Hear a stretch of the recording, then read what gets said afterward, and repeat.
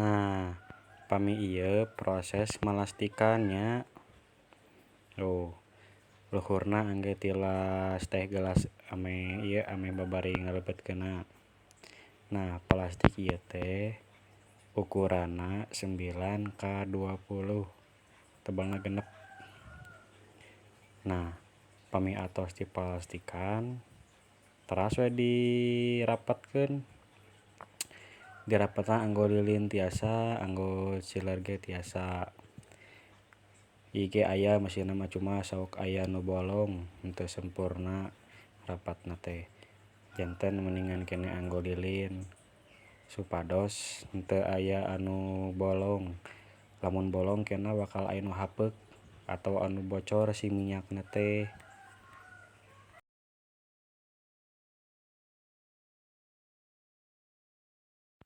Nah, pami ieu proses ngapacking. Dilebetkeun kanu plastik pakan.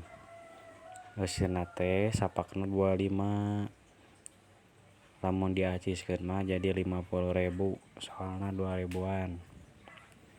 Nah, ukuran plastik pakna ukuran 30x60. Baraya tah kieu cara ngapakna nya. Nah, ieu teh anu bawah 12 picis. Anu luhurna sami 12 picis. Janten 24. Nah, ke hiji deui disempilkeun di luhur. Jadi tos kieu mah rata. Tuh. Sempilkeun hiji janten 25. Tong hilap we di salasian bilih muka nya. Dirapet.